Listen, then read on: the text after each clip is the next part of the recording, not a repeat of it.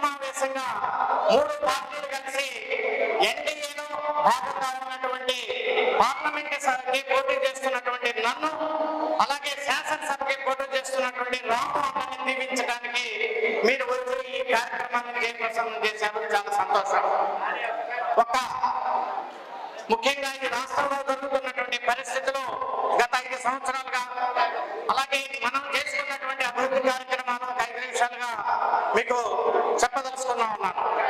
ఈ రాష్ట్రంలో గత 5 సంవత్సరాల నుంచి అభివృద్ధి అనేది కుంటుపడింది మీ అందరికీ తెలుసు. ఒక వెల్ఫేర్ కార్యక్రమే కాదు, రాష్ట్రం అంటే అభివృద్ధి చెందాలి, సంపద సృష్టించాలి. మన భావి తరాల వారికి, మనకి తరాల పిల్లల వారికి ఈ ప్రభుత్వం కానీ, ఈ ముఖ్యమంత్రి కానీ, మరి ఈ ఎమ్మెల్యేలు కానీ, ఈ ఎంపీలు కానీ ఏమి సంపద సృష్టిస్తున్నారంటే అది జీరో సంపద అని చెప్పేసి ఈ సందర్భంగా మీకు మనం చేస్తా ఉన్నాం.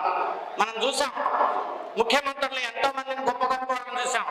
జలగ వెంకటరావు గారిని చూసాం, కాసు బ్రహ్మానంద రెడ్డి గారిని చూసాం, ఈ గడ్డ మీద పుట్టినటువంటి నందమూరి తారక రామారావు గారిని చూసాం, చంద్రబాబు నాయుడు గారిని చూసాం, రాజశేఖర రెడ్డి గారిని చూసాం.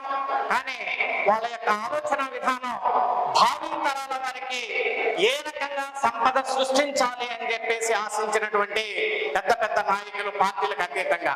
కానీ ఈ రోజు రాష్ట్రంలో అటువంటి పరిస్థితి ఎక్కడ మనకు కనిపించట్లేదని చెప్పేసి సందర్భంగా మీకు మనం చేస్తా ఉన్నాను.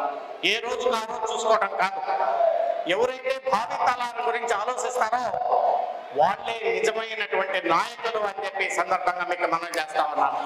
మరి నేను పార్లమెంటు సభ్యుడిగా 5 సంవత్సరాల్లో మీరు నన్ను దీవించి ఢిల్లీ పంపించినందుకు నేను చేసినటువంటి పనులకు కూడా నాకు తృప్తినిచ్చింది. ఆ అభివృద్ధిలో మీ అందరితో కూడా నేను భాగస్వామ్యం చేసుకున్నానని కూడా ఈ సందర్భంగా మీకు మనం చేస్తా ఉన్నాను.